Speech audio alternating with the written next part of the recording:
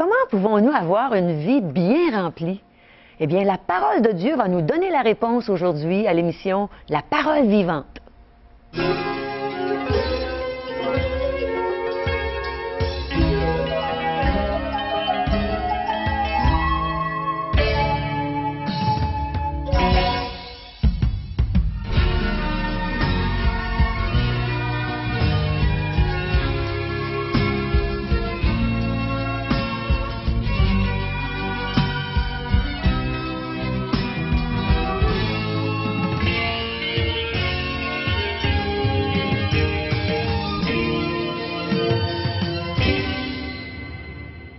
Bonjour, chers téléspectateurs, et bienvenue à une autre émission, La Parole vivante. Qui n'aimerait pas avoir une vie bien remplie? Moi, j'aime ça. Je trouve que j'ai une vie bien remplie, Régent, depuis que je connais Dieu, depuis qu'il est... Comblée, rassasiée, complète. Oui, un Dieu qui nous remplit de sa présence en plus. C'est surtout là que je veux en venir. Mais avant, il va falloir expliquer aux gens comment s'y rendre jusque-là. Les gens ils sont prêts à essayer tout ce que cette société leur offre afin de pouvoir être rassasiés, d'être remplis, comblés. C'est un peu comme si on était dans un carrousel, on va d'un manège, hein, et puis on s'assoit là-dedans, puis ça commence à tourner, puis ça tourne bien gentiment, et puis on s'amuse, on a des petites sensations, des petits feelings. On tourne en rond. Mais on tourne en rond, mais on tourne, on aime ça, les effets que ça donne. Mais là, la vitesse augmente de plus en plus, puis là, on commence à avoir des étourdissements, et puis des maux de cœur, puis là, ça tourne encore un peu plus vite, on est étourdi. On pense avoir vécu quelque chose de formidable, alors que ça nous rend malades. Et puis, on en ressort de là encore plus... vide. Exact. Il n'y a plus rien. C'était comme... ça passait comme un coup de vent. Et puis, mais on est de là tout dépeigné, par exemple, tout de travers, tout à l'envers. Puis là, ça nous prend un certain temps pour nous remettre de ces émotions Et c'est la même chose. Le monde comme ça nous étourdit. On est dans un manège, une grande roue qui peut débarquer n'importe quand. Et puis partir comme ça, on ne sait pas où est-ce qu'elle va pouvoir se retrouver. Et on ne voudrait pas que vous puissiez vivre ces horreurs. C'est parce que c'est terrible. Il faut savoir que toute ma vie, je n'ai semé que du vent et je vais récolter du vent ou de la tempête, comme disent les Saintes Écritures. Frappé comme battant de l'air. Oui, comme battant de l'air. Et les textes de la Bible sont clairs là-dessus. On fait juste comme ça, parler sur un thème, sur un sujet, puis on voit comment est-ce que Dieu nous avertit, nous avise. Et on prend ce temps à la télévision afin de pouvoir aviser le bassin de population qu'on dessert. Alors suivez-moi, je vais me rendre à mon bureau et on va regarder, toujours basé sur un texte de l'Ancien Testament, de la Genèse, qui veut dire origine. Alors on part ensemble, alors donc de ce pas... Dieu va enrichir nos vies aujourd'hui, je suis certaine. Oui, il va combler notre existence, l'être dont nous sommes. Alors donc, je m'installe et vous aussi, vous avez peut-être votre petit coin chez vous, là, vous êtes en train de regarder cette émission de télévision, là, dans votre cuisine, dans votre bureau, peut-être au salon. On va vous installer confortablement. Et si vous avez à la portée de la main la Bible, alors c'est Genèse, c'est va sans dire chapitre 12, un appel, c'est comme ça que nous appelons ça, c'est Dieu qui va interpeller un homme du nom d'Abraham, et puis qui va l'inviter à marcher avec lui, à le suivre. Et c'est ça, une vie comblée, une vie qui prospère, une vie qui vaut la peine d'être vécue. Donc, la vie du Seigneur Jésus-Christ qui est mise à la portée de tous et chacun, c'est ce qu'on va voir dans le Nouveau Testament, mais ici, dans l'Ancien, c'est l'Éternel Dieu, imagine, qui invite Abraham à marcher avec lui, à pouvoir établir une relation avec lui. Et il va découvrir ce Dieu d'étape en étape dans sa vie. Votre vie, j'espère qu'elle a eu ce point de départ de reconnaître que vous étiez un être avec un besoin d'accepter Christ comme Sauveur et Seigneur.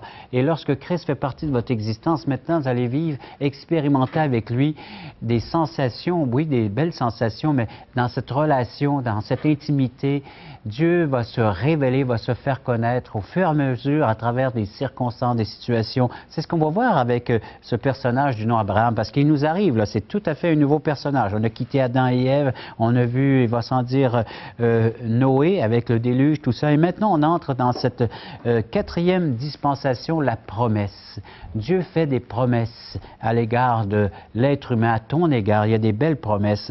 Et dans Genèse 12, verset 1, l'Éternel dit à Abraham, « Va-t'en de ton pays, de ta patrie, de la maison de ton père et dans le pays que je te montrerai. » Il faut partir, il faut quitter. La Bible va appeler ça la repentance dans le Nouveau Testament. Il faut abandonner certaines choses afin de pouvoir accepter ce que Dieu nous offre. Vous savez, il faut délaisser des choses et d'accepter celles dont Dieu nous offre. Et si vous pesez les pour et les contre, parce que le Seigneur nous dit de faire ça d'une façon intelligente, avec raisonnement, de regarder, de peser les pour et les contre. Alors, ce que le Seigneur te demande de t'abandonner, il y a des choses dans lesquelles tu t'es attaché et tu regardes aujourd'hui quelle valeur que tu y mettais et pourtant, tout cela est éphémère, passager. C'est un peu comme le passage ici-bas sur terre d'Abraham. Oui, il avait sa famille, il avait les siens, il avait certainement son quotidien, il était là, il avait bien établi, il vivait avec sa famille et Dieu le déracine d'une certaine façon. Il l'appelle maintenant à le suivre, à marcher vers une terre, un terrain inconnu, un pays que je te montrerai. Il n'avait pas tous les détails de cet appel, mais il savait une chose, que maintenant il fallait qu'il apprenne à écouter la voix de Dieu afin de le suivre dans cette nouvelle et belle aventure. J'espère que toi aussi, tu peux discerner la voix du Seigneur Jésus-Christ qui t'appelle à vivre, à expérimenter maintenant cette aventure avec lui. Verset 2, « Je ferai de toi une grande nation », ça c'était un appel bien spécifique à Abraham, « Je te bénirai ». Dieu, à travers la promesse qu'il veut accomplir, veut bénir, nous faire du bien. « Je rendrai ton nom grand et tu seras une source de bénédiction. » Qui d'entre vous n'a pas entendu parler de ce personnage Abraham?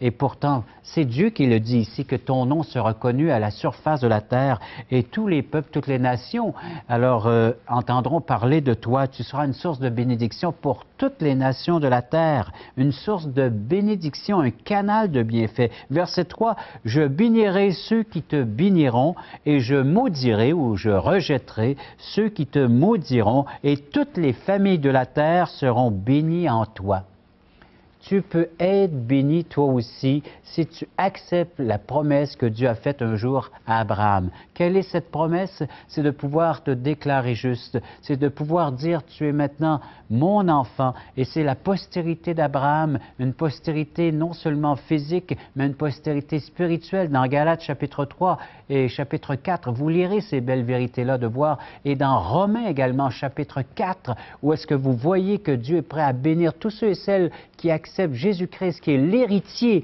de cette promesse. C'est celui qui peut maintenant diffuser et nous rendre bénéficiaires de cette promesse que Dieu a faite à Abraham de devenir un canal de bienfaits, de bénédiction. Alors, partir pour l'accomplissement de la promesse et de bénéficier des bons soins ou de la providence de ce grand Dieu. C'est ce que Dieu est prêt à faire avec chacun d'entre nous. Si tu ne te confies pas en Dieu, si tu ne te laisses pas imbiber de cette promesse, de cette parole que Dieu, de cette fidélité de Dieu, parce que Dieu, c'est lui qui a dit « J'accomplirai pour toi ». Vous savez, remarquez, regardez encore à nouveau, quel est le rôle d'Abraham, sinon de se confier en l'Éternel Dieu, de se confier dans celui qui a promis ce qu'il ferait d'Abraham. Pour toi aujourd'hui, c'est la foi. C'est une question d'avoir confiance dans celui qui a promis la vie abondante, la vie éternelle, qui a promis de t'enrichir d'une façon spirituelle, morale, de t'enrichir donc par la présence de sa présence, par l'Esprit Saint qui est prêt à déposer en toi. C'est ça la promesse qu'il veut accomplir avec cette humanité, avec chacun qui compose cette humanité, donc avec toi. Il va s'en dire avec plus de précision. Alors, verset 4, tout simplement, Abraham a obéi, il a répondu, il est parti comme l'Éternel le lui avait dit. J'aime ça, de faire comme l'Éternel lui avait dit. Si vous faites ce que l'Éternel vous demande d'accomplir, vous serez comblés, rassasiés, parce que souvent, votre vie, je ne sais pas quel qualificatif vous donnez à votre vie présente, mais Dieu est prêt à la combler. Que vous soyez chrétien, parce que premièrement et avant toute chose, ça s'adresse à ceux qui sont chrétiens, qui ont imploré la miséricorde de Dieu, qui ont reçu Christ comme leur Sauveur et Seigneur. Et de là est versé en vous cette plénitude. Celui qui est en Christ vit pleinement, nous disent les Saintes Écritures. Il a la plénitude, cette présence divine qui vient le rassasier à tous les jours. Et si vous ne l'avez pas, il va s'installer les doutes, les peurs, les inquiétudes, plénitude. Confessez. Confessez que vous ne possédez pas cette plénitude de la présence de Dieu en vous et il va vous remplir. C'est ce qu'il a promis de faire. Alors donc, et on voit ce parcours qui va commencer maintenant. Alors ce parcours de la personne d'Abraham avec cette relation intime et personnelle de Jésus-Christ. Vous allez voir qu'Abraham va goûter à qui est Dieu.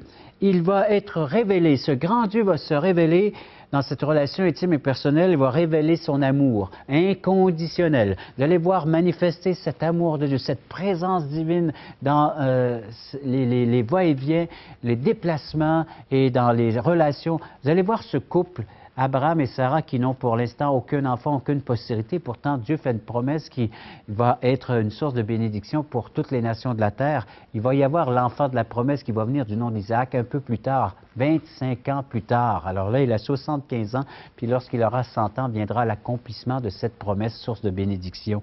Il va goûter à la bonté de Dieu. À tous les jours, il va avoir la manifestation de cette bonté qui va venir combler la vie d'Abraham et de Sarah également. Cette vie de couple, donc l'apôtre Pierre la prend comme illustration et la prend en modèle pour la vie de couple qu'on devrait avoir aujourd'hui. Et quel beau modèle! Vous lirez ça dans les lettres de l'apôtre Pierre, entre autres, le modèle d'Abraham et de Sarah, un type de vie qui devrait caractériser nos relations époux-épouse, de couple, la relation qu'il y avait entre ces deux êtres-là. C'est la personne, la bonté de Dieu qui s'exprime dans leurs paroles et dans leur échange de tous les jours. Il y a également la puissance de Dieu. Vous allez voir comment est-ce que ces personnes-là qui sont décrites comme étant des gens faibles, des gens épuisés, des gens fatigués, lassés peut-être même parfois de la vie, de ce qu'elle peut nous apporter, mais renouvelés par la puissance de Dieu. Abraham va pouvoir avoir un enfant et à Sarah par le fait même, par l'unique puissance de Dieu. Dieu va agir puissamment. Et vous désirez avoir ce genre de vie de couple, ce genre de vie, Dieu vous la promet aujourd'hui. Cette promesse, elle est faite aussi pour vous. Et un autre aspect qu'ils vont apprendre de Dieu, c'est la patience de Dieu. Comment est-ce que Dieu va être patient à travers les échecs d'Abraham, à travers les mauvais choix? Parce qu'ils vont prendre des décisions qui vont échouer, mais Dieu va les faire rebondir pour que la promesse puisse s'accomplir. À chaque fois que je relis ce récit, cette histoire d'Abraham et de Sarah, c'est un encouragement pour ma vie de couple. C'est un encouragement pour ma vie en tant que pasteur de l'Église, de voir, d'encourager mes frères et mes sœurs à bénéficier de ce que Dieu est prêt à faire ressortir parmi les siens, parmi son Église. L'Église devrait être caractérisée par cette présence d'amour, de bonté, de puissance et de patience. C'est ce que nous allons voir un peu plus tard avec d'autres textes du Nouveau Testament. Pour l'instant, nous nous arrêtons et nous réfléchissons, nous méditons sur cet appel de Dieu. Dieu a pris Abraham parce que, oui, il vivait dans le désert, mais il devient une source, un canal de bénédiction par la présence de Dieu dans sa vie. Vous allez voir, il va être une bénédiction pour ceux qui vont être dans son entourage. Il y a des gens qui vont coller à Abraham parce qu'ils voient en lui cette présence divine. J'espère que vous pouvez vous imaginer un peu le fait que de travailler là où vous êtes, si vous êtes en tant que chrétien, vous êtes une source de bienfait, de bénédiction pour vos patrons, si vous êtes un employé, ou vice-versa, vous êtes une source de bénédiction si vous êtes aux études, là, à l'université, au cégep, dans les écoles où le Seigneur vous a placé, là, vous êtes une source de bénédiction dans votre quartier, dans votre secteur, là où vous êtes, dans votre ville, dans votre municipalité. Vous êtes une source de bienfait parce que vous avez répondu à l'appel de Dieu. Oui, c'est ce que vous êtes devenu. Si le chrétien pouvait réaliser ce qu'il est devenu, le chrétien, c'est celui, encore une fois, je vous dis, qui un jour a reconnu qu'il est un pécheur, qu'il avait besoin de Jésus-Christ dans sa vie. Êtes-vous prêt à placer toute votre espérance en Jésus, en ce grand Dieu qui est prêt à se manifester là où vous êtes présentement? À changer radicalement votre manière de vivre. Imaginez qu'Abraham a quitté afin maintenant d'accepter ce que Dieu lui offrait. Émilie Charette va nous chanter « Je mets mon espérance en toi ». Écoutons-la attentivement.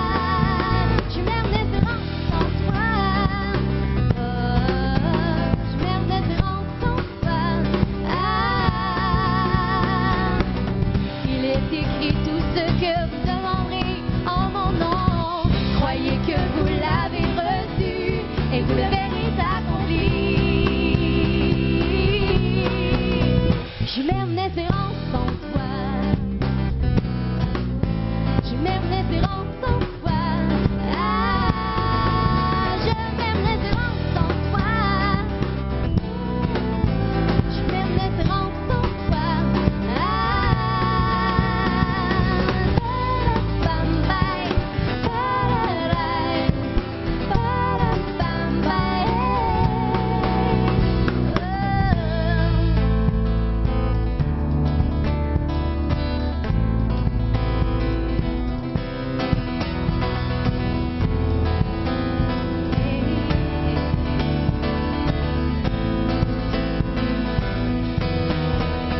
Je mets une espérance en toi. Je mets une espérance en toi. Ah, ba-da-bam-bye, ba-da-da, ba-da-bam-bye. Je mets une espérance en toi. En toi.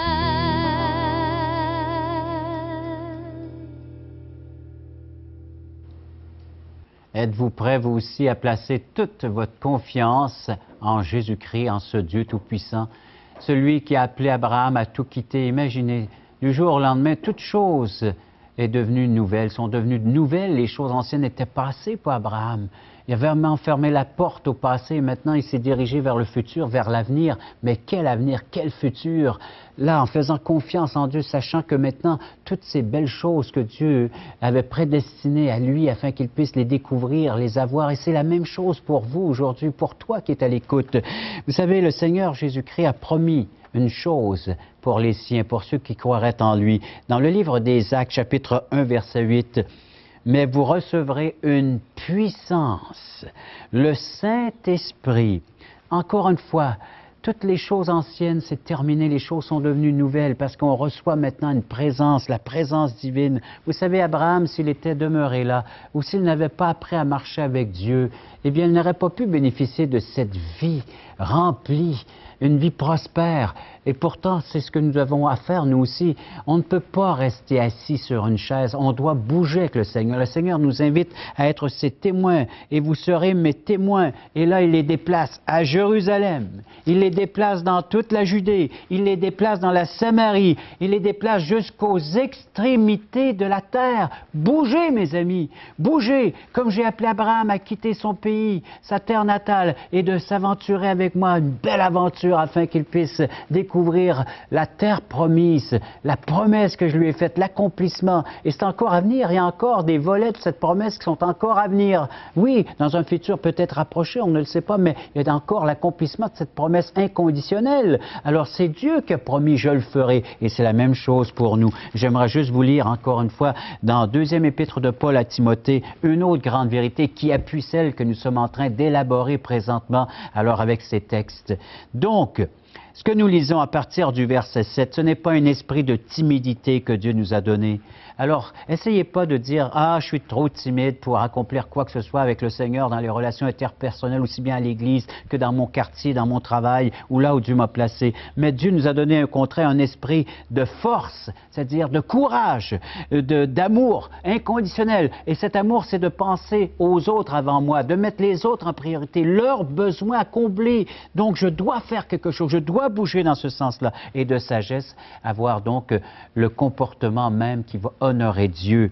N'ayez donc point honte du témoignage à rendre à notre Seigneur, ni de moi, son prisonnier, l'apôtre Paul, qui est en prison, mais souffre avec moi pour l'Évangile par la puissance de Dieu qui nous a sauvés. Il nous a adressé une sainte vocation, non à cause de nos œuvres, mais selon son propre dessein. Voilà ce que Dieu met en réserve pour ceux et celles qui se confient en lui. Es-tu prêt à faire ce pas maintenant, à te confier entièrement dans les ressources que Dieu t'offre en la personne de son Fils, Jésus?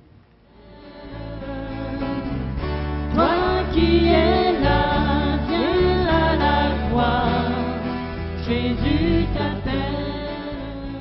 Aujourd'hui, Régent nous a parlé des promesses de Dieu pour ceux qui se confient en lui. Aimerais-tu entendre le témoignage d'une personne, justement, qui s'est confiée en Jésus-Christ pour recevoir le pardon de ses péchés, le don gratuit de la vie éternelle? Eh bien, on t'invite à un merveilleux déjeuner de l'espoir dans ta région. Alors, tu regarderas nos coordonnées et tu vas voir où où tu pourrais aller pour entendre un tel témoignage. Et toi aussi, tu pourras bénéficier des promesses de Dieu. Tu pourras bénéficier de son amour, de sa grâce, du cadeau, ce cadeau merveilleux de la vie éternelle. Alors, vas-y. Regardez ce qui se passe dans cette salle. Il nous manque de la place. Voulez-vous m'aider à tasser le mur, s'il vous plaît? Hein? Jésus est vivant, il vit pour toi, il vit pour moi. Jésus est ici, il vient pour toi, il vient pour moi. Il est venu pour tous nous pardonner. C'est une nouvelle naissance. C'est comme une chenille qui est transformée en papillon. Mais il faut lui demander. Dieu vous offre la vie éternelle, mais il faut que vous la receviez. Parole vivante vous invite à participer à l'un des nombreux merveilleux déjeuners de l'espoir. Ces déjeuners ont lieu dans plusieurs restaurants réputés de la région et vous sont offerts gratuitement. Venez entendre le témoignage d'une vie transformée par la puissance de Dieu. Pour connaître les détails concernant l'endroit, la date et l'heure pour votre région, composez le 1-877-537-7647 ou notre site web www.espoir.ca. Chers amis, faisons de plus amples connaissances avec notre invité, Michel, en quelques minutes. Courte histoire, mais raconte-nous-la. Comment tu es venu à la connaissance de ce cher et bien-aimé Sauveur Jésus? Bien, personnellement, j'ai eu beaucoup d'influence de la part de ma mère qui croyait en Dieu, qui croyait en Jésus-Christ et qui lisait constamment la Bible, la parole de Dieu, la connaissait quasiment par cœur. Alors, quand on est arrivé ici au Canada, un jour, j'étais à cette île et il y a un monsieur qui m'a posé une question. Il dit, « Monsieur, êtes-vous sauvé? » J'ai dit, « Sauvé? De qui? De quoi? » Alors, voyant que je n'ai pas compris, il dit, « Si vous mourrez ce soir, êtes-vous certain d'aller au ciel? » Ça m'a paru étrange. On ne m'a jamais posé une telle question. Je ne me suis jamais posé cette question-là. On m'a toujours dit que, bon, si je faisais plus de bien que de mal, je vais aller au ciel, mais si je fais plus de mal que de bien, je vais aller en enfer. Ah, mais comment savoir où est-ce qu'on est rendu dans le décompte, là? Et alors, surtout concernant l'assurance d'aller au ciel. Et l'assurance d'aller au ciel. Alors, j'étais quand même quelqu'un qui croyait en Dieu, mais j'étais confus parce que j'ai quand même été élevé un peu dans 3 religions différentes, donc j'étais vraiment confus de ce côté-là. Je me disais, mais comment ça se fait que toutes ces églises-là parlent de Dieu, mais ils ne disent pas la même chose? J'étais troublé un peu. Alors je me disais, ah ben, je suis chrétien, sans savoir tout ce que ça voulait dire, et c'est comme ça que j'étais abordé. Alors, quand j'ai dit à ce monsieur-là, ben oui, mais non, je ne suis pas sûr, il n'y a personne qui peut être vraiment sûr, mais j'essaie de faire le bien, j'essaie de faire ci, j'essaie de faire ça, et j'étais impliqué. Ce que tes parents et la religion t'avaient enseigné. M'avaient enseigné, et au-delà des choses que j'ai développées moi-même, j'aimais faire le bien aux gens, j'étais comme ça. Et mais là, ce monsieur-là me dit, savez-vous, toutes ces choses-là ne vous mèneront pas au ciel.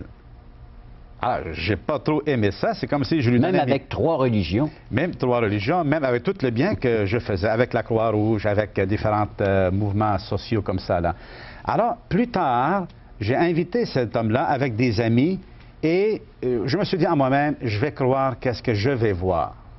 Et ils ont ouvert la Bible, et un des premiers textes qui m'ont fait lire, j'ai lu, c'est « Il n'y a point de juste, pas même un seul ». Ça m'a vraiment troublé. Comment ça, je dis « Il n'y a pas de juste, pas même un seul ». Puis moi, alors, puis un tel que je connais, j'ai quand même plein de gens qui sont... Mais j'ai compris que Dieu, selon ses standards à lui, ben, il considérait qu'il n'y avait pas de juste. Et les autres textes, tous ont péché, sont privés de la gloire de Dieu, et le salaire du péché, c'est la mort. Ça m'a troublé, j'ai lutté avec tous ces textes-là, et ma question était, qui a raison, moi ou la Bible, ou bien Dieu qui a raison? Finalement, je me suis dit, non, Dieu ne peut pas mentir. En ce jour-là, Régent, j'ai compris comme jamais auparavant la signification véritable de la croix, de Noël, de Pâques. Pourquoi Jésus est mort sur la croix? Oui, on le savait comme ça, là, mais de le réaliser pleinement, j'ai compris en lisant l'Évangile. Et ce jour-là, j'ai mis ma confiance dans le Seigneur Jésus, j'ai admis que c'est moi qui me trompais, c'est pas Dieu qui fait des erreurs, c'est moi. J'ai péché, je me suis vraiment repenti, j'ai cru en Dieu, j'ai cru dans la parole de Dieu telle qu'elle a été écrite. Ça a été le plus grand jour de ma vie, Régent, jusqu'à aujourd'hui.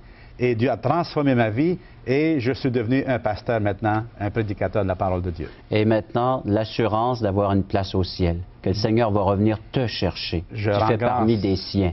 Je rends grâce à Dieu. Merci, Michel. Alors, merci encore une fois d'avoir été là. À la prochaine. Au revoir.